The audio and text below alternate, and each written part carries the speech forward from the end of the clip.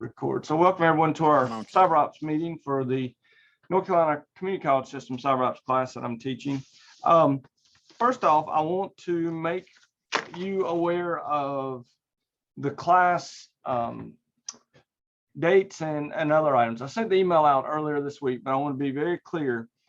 This class technically ends on May 12th. So in other words, the end date officially is May 12th.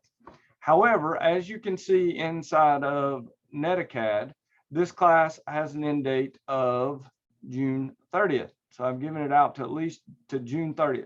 Now I'm hoping most of you can be done by the end of May, but I will give you to the end of June if you cannot get done by then. So be aware you do not have to finish this class by May 12th. But as I said in the email, I'm expecting you to do a minimum of 20 labs, take all the module exams, take the final exam for the class, make higher than 70, and also to do the final skills exam. And that exam, folks, is in NetLabs. So when you go into NetLabs, the hands-on skills exam that is mentioned in the syllabus and that I mentioned in the email I sent is down here when you schedule a lab for yourself and you're in our class. So you're in our Cyberops associate class here. You'll see this skills assessment. So you schedule this lab for yourself, and then you will download the document for it, and you will send that document to me completed. So you see there have been some people in here already doing, some people working on the skills assessment today, a bunch of people. But remember, there are 20 pods. So if you go in here and see, and it looks like all the pods are already in use, they are not. You need to move over. Now, the other thing I would suggest is for this skills exam, go ahead and give yourself a 4-hour block of time when you schedule the exam. It's not going to take you 4 hours, but go ahead and make sure you do the full block of 4 hours just to give yourself some wiggle room. The exam is a great deal of it is exactly what I showed in the lab that I sent out via email the other day with my other Cyberops class I'm teaching. And that is really where you go into Squeal, you look at an attack that has taken place, you examine it inside of Wireshark, you examine it inside of Carbonite, then you just kind of, there are questions in the hands-on skills assessment that ask you, when did the attack start? Where was the attack from? What happened? And you just have to use the information inside of the machine you're working on to do that lab. So again, I'll go ahead and do a reservation and just kind of show you what the pod looks like for the exam. But this is where that hands-on skills assessment is, a hands-on final. So again, let me pull up Notepad here to make sure we're all very clear on what we need to finish this class. So in order for me to accredit you and you to be able to teach this class, finish at a minimum 20 labs. I can't type. I haven't been able to type all week, folks. Finish all module exams. You're going to have to do the course feedback, but of course it won't let you do the final exam without the course feedback. So it's kind of I don't really have to put that in there because it'll bark at you and say, well, you had to do the course feedback first, but I will put it in there for you. Take the final written exam on Netacad. Score higher than 70. I'm mowing out my window, so if you hear that, folks, that's what that is. And then last but not least, do the skills assessment / hands-on final.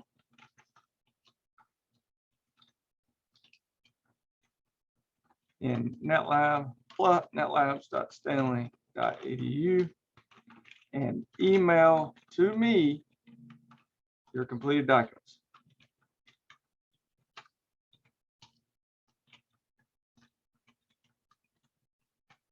Then I will be able to grade it, give you credit, and accredit you. All right.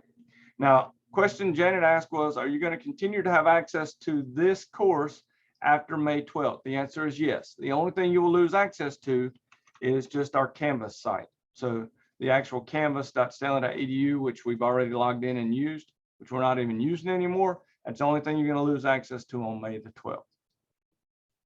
Questions? Questions about what needs to be completed in order to pass this class?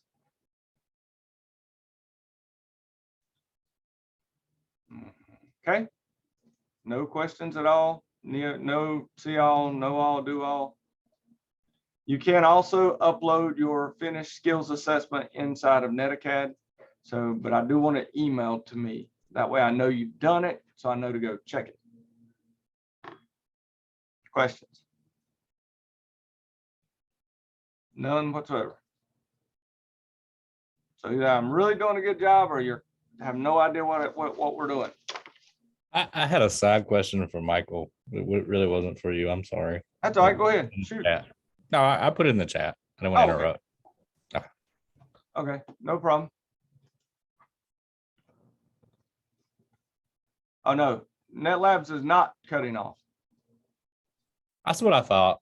I was talking to him just a minute ago, and he said it was being extended, but that NetLabs was being cut off. And I said, well, you can just do the labs in here, but yeah, but no, we're not. No, our NetLabs has no cutoff date at all. In fact, if you look at our managed classes, that's why I've got 6B in classes in here, because I don't have an end date. Start on. So no worry whatsoever about the NetLabs. Okay, yeah, he's in the CCNA1 ITC. Oh yeah, they can turn those back on too. I mean, I haven't. Yeah, that's still going. The only thing he would lose is the Canvas access, and which I'll go over that today also again, and just to make sure they know. So yeah. Okay. Yep, appreciate that. All right. Now what I wanted to do is I am going to bounce out to this week. Technically, we're up to about let's see where we're at. We're around labs 9, 2, and 10. That section I actually went over when I was in Greensboro. Holy moly! At Forsyth with you. I want to talk just a little bit about Module 13, attackers and their tools, and then a little bit about common threats and attacks. Okay, so we'll talk a little bit about those two today. And I think it's very important to talk about the threat actors that are attacking our networks today, because they have changed pretty greatly in a very short amount of time, which is kind of scary. You know, we've got threats, vulnerabilities, and risk. And it used to be, and I know it's not, this is not completely true, but it used to be that we worried most about, you know, the hacker in the basement, the kid that was down in the basement attacking, you know, a script kiddie, or even someone who is technically very competent. However, today, as we've seen in the Ukraine, we are seeing nation states who are using the internet and nation state attacking nation state. Now, this is a very scary, slippery slope, because we have no Geneva Convention for cyber warfare. You know, we have rules for, and I know it sounds crazy, but there are rules for warfare. You know, we pretty much, nations that are ethical have decided we're not going to hit each other with chemical weapons. We're not going to target civilians. We're not going to do those types of things. The problem is, in cyber warfare, something that should have only targeted a military target can very easily slip off target and suddenly destroy the generators in a regular power plant, or in, you know, cause a nuclear power plant to go offline, and suddenly you've got a really big mess. So we've seen a big change. We've also seen a change from hacking for fun to hacking for profit. And so we've got now groups that their main job, and it's like I always explain to people, what would you rather do? Walk into a bank and rob a bank? You know, on the off chance there's going to be a police officer close enough to stop you? Or would you rather just steal somebody's identity and try to get a couple free computers shipped to your house? You know, first off, it's under $5,000. You're probably not even going to be tracked, especially if you're in another country. And then if you're in a country with no extradition treaty, you're really pretty much safe no matter what. So I think we've seen a big change in this hacker that we have. Now, there are 3 different types of hackers. We talk about white hat hackers, that are people who are security professionals who are trying to find vulnerabilities, plug those vulnerabilities, and they are ethical hackers. That's what a white hat hacker is. A gray hat's somebody that's kind of skims both sides. Okay, so they do some unethical things, but for not really for personal gain. Sometimes it's just to make themselves look good. Sometimes it's to draw attention to themselves. You know, there've been some examples of gray hat hackers who knew about a vulnerability, but instead of, you know, telling the company about the vulnerability, sold that vulnerability to some black hat hackers. You know, so there's all different. The gray area there is where a lot of people sit out in the real world. And then there are black hat hackers. And these are the unethical people who are taking down networks, using ransomware, doing everything they can to exploit vulnerabilities for fun and profit. And I put into that black hat hackers too, not just fun and profit, but for national reasons. Because I consider those, and that we're getting on some slippery ground when you consider someone who's a member of a nation state hacking group. Are they black hat hackers or are they not? You know, to their country, they're soldiers and they are members of a cyber warfare division. To the rest of the world, they're doing things that black hat hackers do. So it's, you know, always that's a tough one there. That's a real tough one. So here's what we used to have. We had script kiddies. They just took Metasploit, random exploits, and really didn't even understand what was happening. Then we get into the vulnerability brokers, and that's where those gray hats sit a lot of times. In other words, they'll find a vulnerability and they'll sell it to the highest bidder.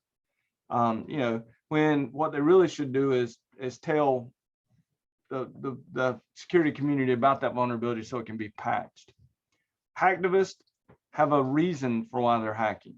Many people can say or see that in some of the cyber warfare going on today. I mean, obviously there's a huge war going on between the Ukraine and Russia, but there's also a huge cyber war going on between not just Ukrainian hacktivists and Russian hacktivists, but hacktivists on behalf of Ukraine and hacktivists on behalf of Russia.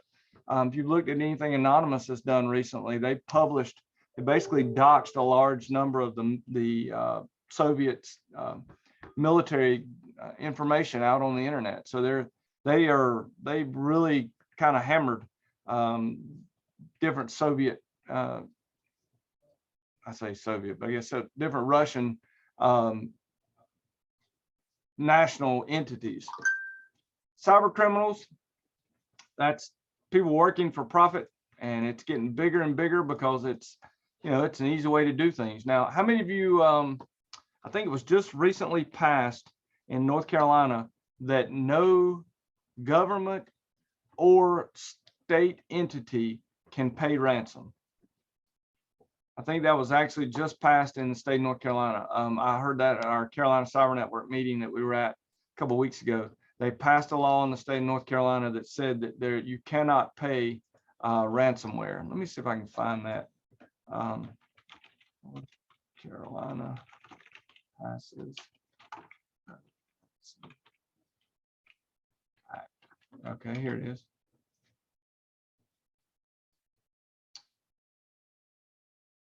So right here it is. So as part of the budget appropriation law enacted November 18th, North Carolina became the first state in the nation to prohibit state agencies and local governments from paying a ransom following a ransomware attack.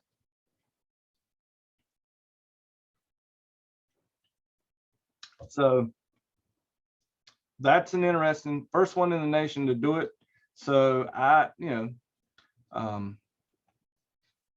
lot of people saying that was a good thing. A lot of people saying it was a bad thing. I don't know. I think the jury's out on that one. I think we'll find out down the road on that one. State sponsored, again, that's cyber warfare divisions, and that's getting bigger and bigger and bigger. So what are we trying to do? Well, one of the things we're trying to always do is try to share what we know. And that part of that is different groups like CISA, different groups like InfraGard, groups that are set up to be public-private partnerships between like the FBI and industries, trying to keep as many companies as we can aware of what is going on outside in the real world, in the security world. And then, of course, every October, they have the National Cybersecurity Awareness Month. And this is actually one of the big jobs of the Centers for Academic Excellence in Cybersecurity. And that is to make their local areas aware of what is going on inside of cybersecurity. So here's what we used to have. It used to be, and we've all seen this one many times, but early, the sophistication of the attack tools were low and required huge technical knowledge. Now, as we moved up into the 2020 and all, the sophistication of attacks have gone way up, but the technical knowledge is low. You can go buy yourself a botnet. You can go, if you really want to take somebody down, you can go buy a botnet and do a denial of service attack on someone. It's not that impossible to do. So we've also had these security, and here's the beauty. One man's tool is another man's crowbar, okay? So a crowbar can, of course, pull a nail out of a piece of wood, but can also bust a window and get you in a house. So a lot of these security tools are items that can be used to nefarious purposes. Now, does that mean we shouldn't teach them? No, not at all. We still should teach them. But as we mentioned in our in-person meeting, before you teach this class to your students, I do strongly recommend you have them sign an ethics agreement and tell them that you want them to be white hats. You don't want them being gray hats or black hats. Also tell them that jail is bad. All right. Not a good place to be. So some of the different types of attacks or categories: eavesdropping, data modification, spoofing, password-based attacks. That could be either a brute force attack or trying dictionary-based attacks, denial of service. There's a lot of good articles on the internet about stopping denial of service attacks. We actually had one years ago against my wife's business that was actually coming from Korea. And we had to go in, and once we figured out what was going on, I figured out it was actually a spam attempt to try to use their Exchange server as a relay.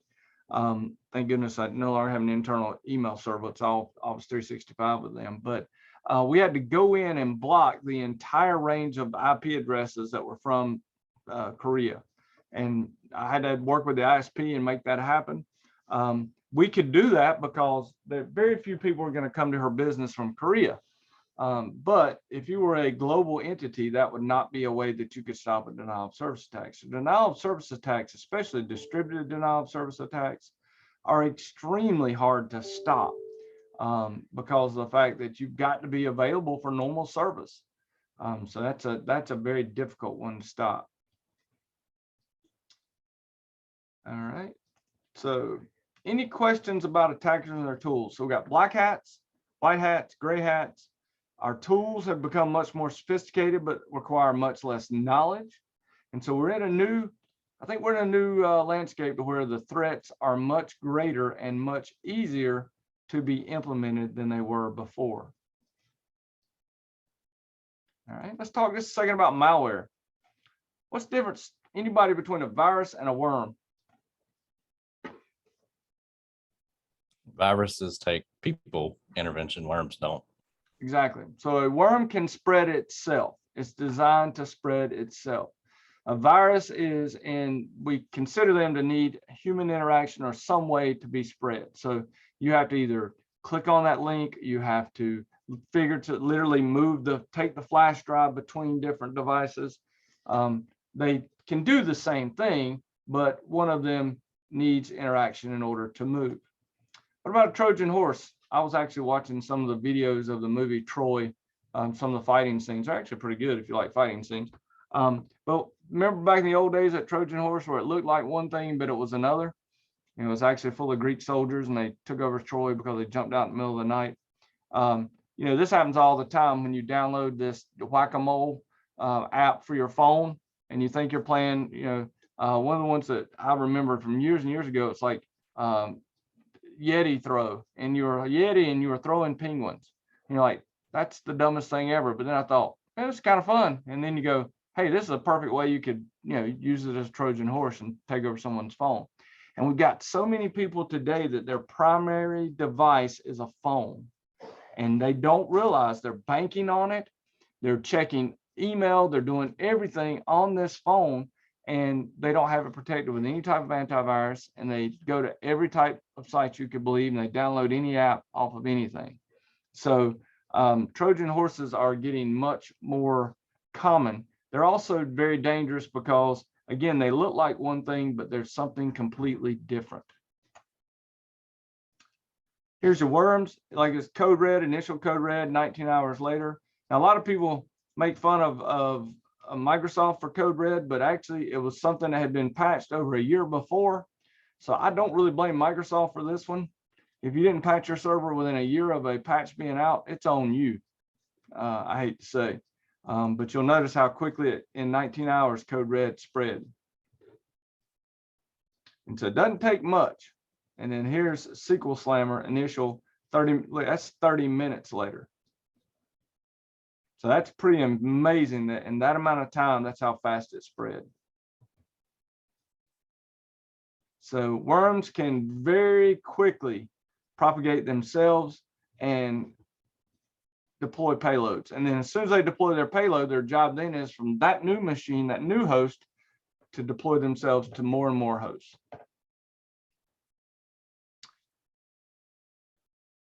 So you'll notice one of the things that Code Red tried to do is propagate for 19 days, launch a DDoS attack, stop and go dormant, and then repeat the cycle.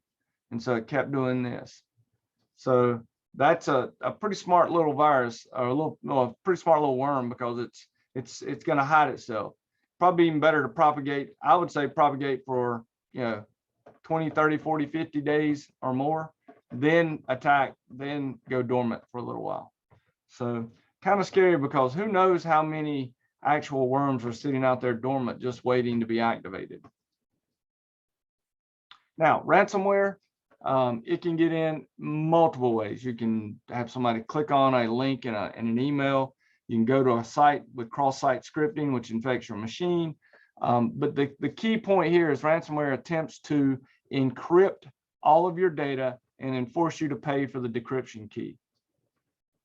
If this happens, one of your best backups is to have a backup, an off-site backup or an air gap. What is meant by an air gap backup? Paul, do you know what an air gap backup? Paul or John, either one? It's off the network. Off the network, and in many cases, we even consider an air gap network as something that has no network connectivity at all. So that it's a backup tape or a backup disk or backup something that you back up to it and you get it off site completely. So it's air gap. It cannot be affected. There's a lot of people using things like, oh goodness gracious, I'm drawing a blank. Cloud backup vendors. Help me out, somebody.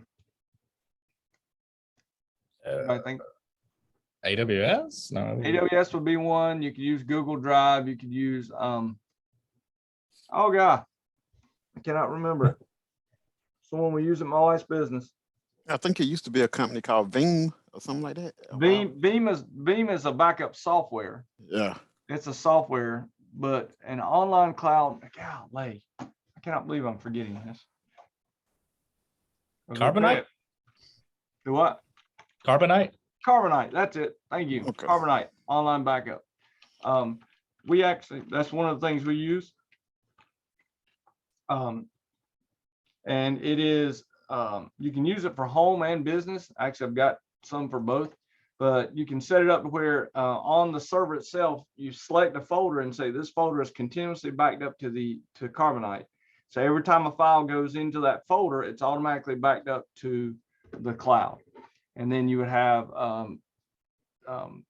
access to it. So, I mean, you can get this for your home. And this is one thing I suggest for people, even just for their pictures.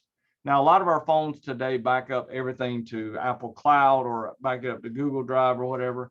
But if you're downloading pictures onto your PC and then deleting them out, you need something like this to back it up to the internet so that your Carbonite is getting it, is keeping it safe. So it's pretty cool. You also can see that you can do things like, by default, it doesn't automatically back up videos unless you do the plus version. And it gets a little expensive when you do like for actual professional backup, but it's not when you think about what you've got to have for compliance. And that's one of the things people don't realize too.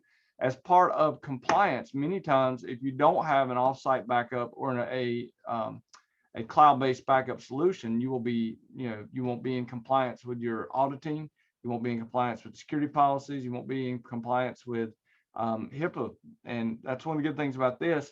It actually can and is HIPAA compliant if you do it correctly. So you can actually back up your data because it is completely offsite. So you can even do things like Carbonite backup your Office 365. So you can back up your entire suite if you wanted to back it up off of 365 itself.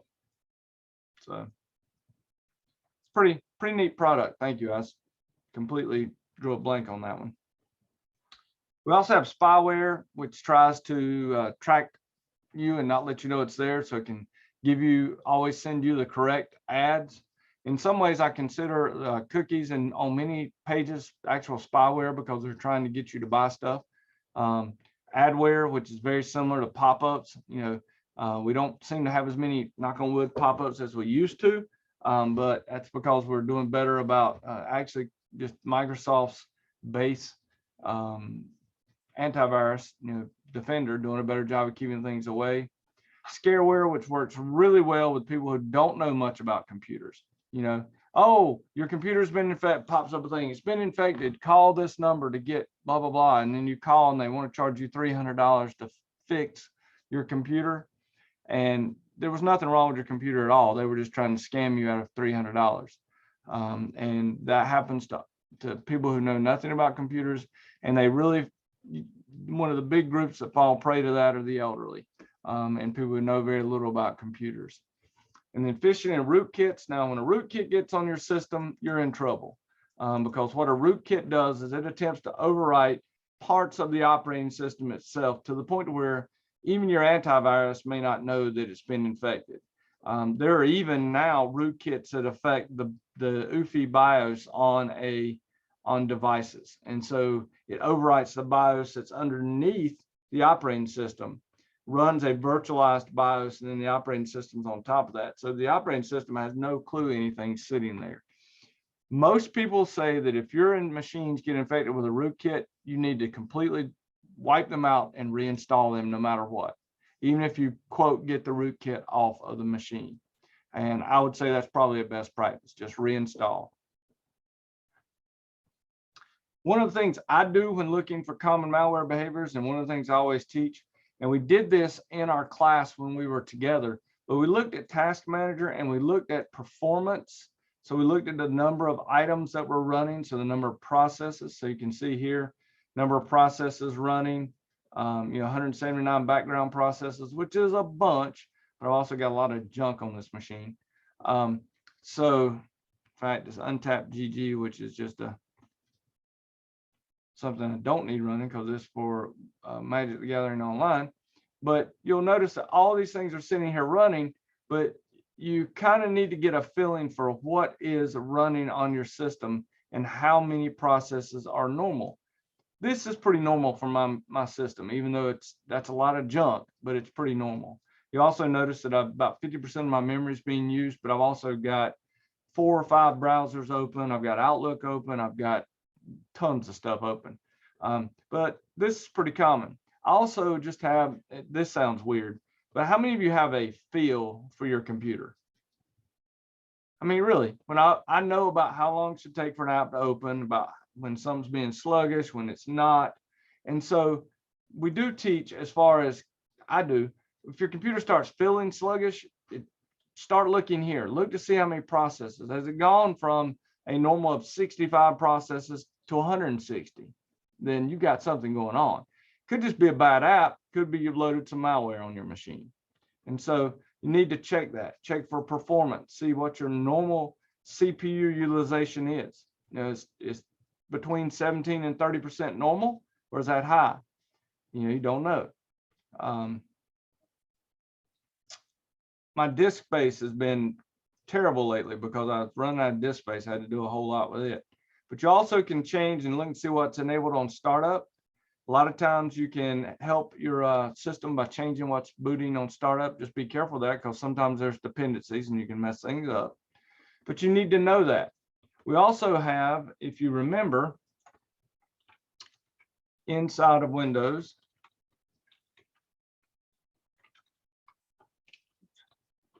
one second, I cannot type. Remember us using the command Netstat to see the connections, TCP and UDP connections on our device. So I said netstat-ANO tells me, it also tells me the PID. So with this, I can actually go in here and look at, try to see what process is actually associated with that. Okay, so view, let's see, options.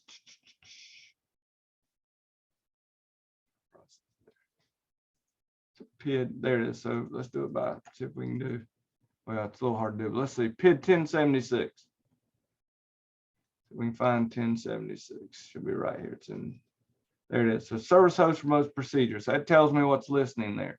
So I can actually go through here and look at the, so here's an established 18776. So let's go find that one. It's probably going to be a web browser. Yep. So see, that tells me that this is my PC connected to a website. And all of these are different numbers, but that could be different parts of the website that are from different servers. But I can see this 18776, that is Chrome.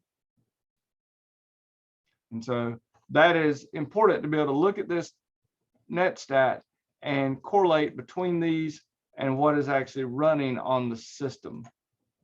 8996. See that one could have been, that may have closed itself. Yeah, I'm sorry, that's closed. Wait, so it's already closed. 15036. Let's see what that one is.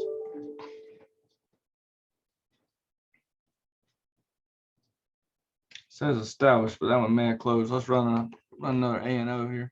All right, so it's now down here, something we got to need to start thinking about too, and this is our connections with IPv6. Because IPv6, a lot of people don't realize it's being used by hackers to tunnel things. A lot of hackers are starting to use it to tunnel. So let's find an established. All right, so here's an established 4692. Let's see if we can find what that is. 4692. Dameware. Okay. Anybody know what Dameware is? It is on our campus a small remote control software that is used by our IT department to be able to take control of remote PCs and do remote troubleshooting. So I know that's probably okay, but I'll be honest with you, if I was a hacker, that would be one of the products I would attempt to try to hack, because a lot of companies use it to do little remote control. And if you can hack that, then you're in. You got a lot of control. And so that's, let's see what this other one says, 3012. That'd be the last one we'll check. But what I want you to get used to and accustomed to teaching your students, there's another Dameware. So those two are related for some reason. So it's mini remote control. Okay. But that way you can do a Netstat and you can look and see what is established and actually connected with TCP. And you can go and look and see what process is associated with it. And if it's a process that's suspect, then you can start looking into that process. You actually can do this. This is something a lot of people don't realize. If you don't know what a service is and you're connected to the internet, just right click on it and do search online. And it'll actually go out here and tell you constantly runs in the background, starts with Windows and makes remote connection requests from the Dameware mini remote control, allows a remote computer or Dameware to access your desktop and totally control it. So if you don't happen to know what something is, then you can just click on it and get information about it. So see what this is. Hitman Pro Alert. Portable anti-malware program to detect, remove malicious files and entries. So it's from Sophos, via Sophos. And so you can get a lot of information about it. So that's one thing that you need to do, is you need to learn what your system runs and look using both command line tools and GUI tools, because here's what's important too. You could have that this GUI tool is infected with a rootkit and won't show you the malware. But when you run Netstat, they didn't change Netstat, and Netstat may show you the malware. So if you start seeing, you're having problems, your machine's acting weird, you can't see it inside of Task Manager, but you're seeing a connection here, then you may want to dig deeper and figure out what is actually going on.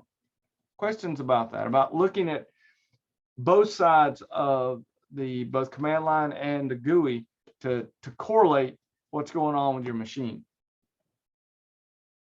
A lot of times when you get malware on your machine, what's going to happen is your machine just starts getting sluggish or starts doing weird things. It may reboot itself, it may blue screen, especially if a rootkit goes bad. A lot of times it'll actually damage the system, and the system will start doing weird things. Now, one of the things we do have with our types of attacks, one is a reconnaissance attack, which is typically one of the first things we do is reconnaissance before we attack a system, or we do a penetration test. Many times we don't even do anything to the system itself. We do Google searches, and we do everything we can to learn about the system before we try to attack it, before we try to do a penetration test. Now, once we get to the point of actually doing port scans and this type of things, this is the type of thing that will be seen by an intrusion detection system. So many times when you get to this point, you want to know exactly where you're going and what you're trying to do. And that will keep you from being caught quite as easily. But another things out here, you notice they're doing who has records, they're doing searches, they're learning everything about the system they can before they actually start doing an actual attack. And you got to pay the people to do animations have to get paid too, folks. I mean, it's just got to have a job.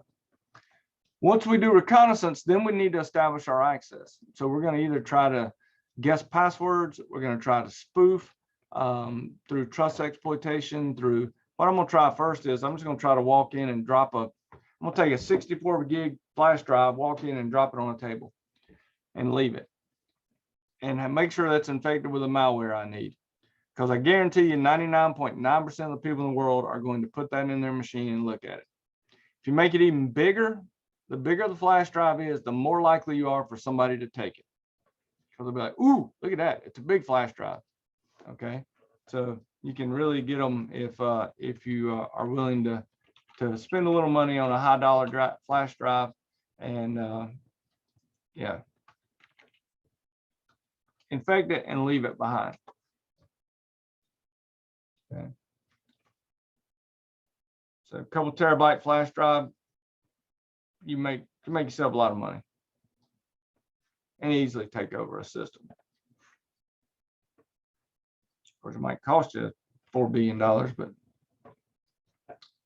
social engineering attacks, this is also one of the absolute easiest because it requires no technical knowledge. This is just being a con person.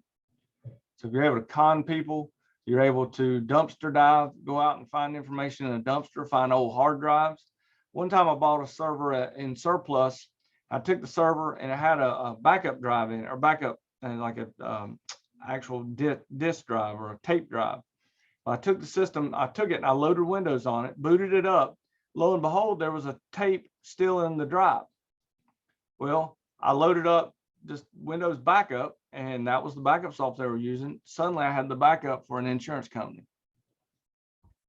And so, if I had wanted to be nefarious, it might go ahead and drop off. If I wanted to be nefarious, I could have very easily used that information for bad purposes. I immediately wiped that drive, deleted everything off of it because I did not want to be involved. But that's the kind of thing that you have to be careful with. Tailgating, getting into places you shouldn't get into. You can get away with a huge amount by just acting like you're supposed to be there. So this weakest link is your people. 99.9%, you can put in all the technology in the world, but if they pick up that big flash drive and stick it in their computer, then they're inside your firewall, and that wonderful Palo Alto or Fortinet firewall that you spent thousands of dollars on is useless. So you got to teach a security aware culture. The other thing you have to be careful with, and something we don't train in our areas as much, and that is that people inside your business are some of your most dangerous because they already have basic access. You know, in the military, they train to keep people from being compromised by foreign nationals. But if somebody really wanted to get in a network, they pay somebody who works on, you know, the cleaning staff $5 grand to stick a flash drive into a machine that's running. Hey, all day long. I mean, you know, and I guarantee you that happens. Back when I was in back in college, I used to change air filters in buildings in the Charlotte area. I was in all kinds of companies that I'd walk around and I'd go up to the ceiling and change air filters, but I had access for large blocks of time at night with no one else in the building but me. I could have very easily just taken a drive, copied anything I wanted off of some very, very important companies. And hey, you know what? I'd probably been paid large amounts of money for that. But I never once was challenged. I was never once asked. You know, I was inside of server rooms for these large companies. Now they knew who I was, but still, you know, they didn't run a background check on me. They just felt, you know, the company that they hired, they trusted to do that. But, you know, that's a very scary way to handle your security. Does everyone know the difference between a DOS and DDoS? You know, denial of service is just denying the service, either overwhelming it with traffic or malformed packets, where DDoS is making the attack come from multiple different sites so that it's much harder to block. So, and DOS attack sends so many pings they can't respond to anybody else, which pings aren't really that a good way to do DOS attacks anymore. DDoS is having multiple users across the internet who you've turned into zombies attack a bank or someone. You know, Bank of America can't shut down all of Korea or all of, you know, whatever, name country X, because they have people all over the world accessing their resources. So distributed denial of service attacks are very difficult to stop because you've got these client attacker with handler machines that connect to agents, and many of those are machines on large campuses like ours that have been infected, and then those attack the victim. And those zombie networks are responsible for attacking. Now, there was actually the botnet attack, the Malware botnet attack, which was several years ago. There was also, if you remember, a couple years ago, Microsoft and a couple other agencies worked together to stop a very large botnet, to actually take it down. And they went through and found all the control nodes and took out the control nodes. And you'll notice that, you know, 3 Americans were DDoS attacks, and they ended up with 10 years in prison and $250,000 in fines. So that's a good thing to remind your students of. Hey, it might be funny to take down Joe's Barbecue Shack's webpage, but you can go to jail for a long time for it. And all it takes is a prosecutor that wants to make an example out of you. Buffer overflow, these are usually malformed inputs that cause an out of, a lot of times it's divide by zero error that causes the device to crash or to expend its resources. And what we're going to be talking about as you keep going through here is looking at how threat actors learn to hide. So encryption and tunneling, I mentioned to you, many of them now are trying to learn to tunnel through IPv6 because IPv6 is turned on by default on Windows systems. A lot of people don't turn it off. And so it's also running, and remember, it gives itself automatic local addresses. So it's a perfect system to do tunneling. The only thing is most colleges don't, and most companies don't have IPv6 running on their edge right now. So traffic insertion, there's been a lot of the use of DNS to put information into DNS and use DNS tunneling. Rootkits, proxies, all of those are ways that they try to hide. Now, folks, that's all I got for these two. Are there any questions on these two? this is a constantly changing part of this class. And so I would suggest that when you teach this class, discuss these topics, and it's for each one of these, go out and find a recent attack or a recent example of this type of attack. It won't take you long. You know, if you go and you look for denial DDoS attack, okay, denial service attack. Here's Amazon Web Service was hit by a DDoS attack in February of 2020. So it doesn't take long to find DDoS attacks. So Google attack of 2020. So they got hit, mounted from 3 Chinese ISPs, thousands of Google IP addresses, lasted 6 months and peaked at a breathtaking 2.5 terabits per second. That is insane that Google didn't just collapse. I mean, that is nuts. And then here, this one got to 2.3 terabytes per second. And then here's Mira and on down through. So there've been some big ones, and there are small ones going around all the time, but those were the big ones.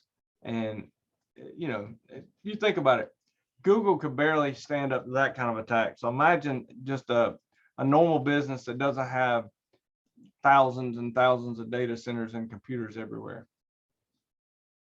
Here we go. Cyber attack that just took place March 14th, March 15th. Government. So, and there was an unconfirmed report that the Islamic Revolutionary Guard of Iran took responsibility for it. But that's pretty crazy. I mean, it's happening all the time. And it's the type of thing that you don't think it's happening, but in the background, it's happening all the time. We just don't, if you're not paying attention to it. Yeah, John, your question was, what was Soho router attack, VPN filter? I think it was based on, wasn't it based on that DDWRT? I think there was a vulnerability in DDWRT, which is what a lot of people use to replace the firmware on their home routers. Yeah, I just Googled it. It was like 500,000 routers in that. Oh, wow. Yeah. That is crazy. Pretty cool. Yeah.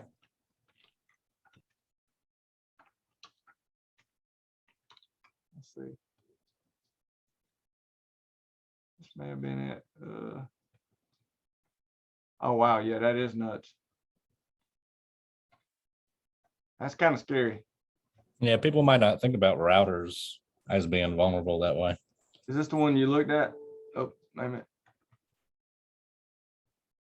No, Soho routers.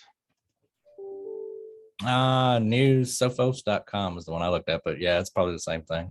Similar to it. Okay. That's crazy though. Yeah. So we've got to constantly, and that's something you think about it. Very few people who put in Soho routers in their home even ever update the firmware.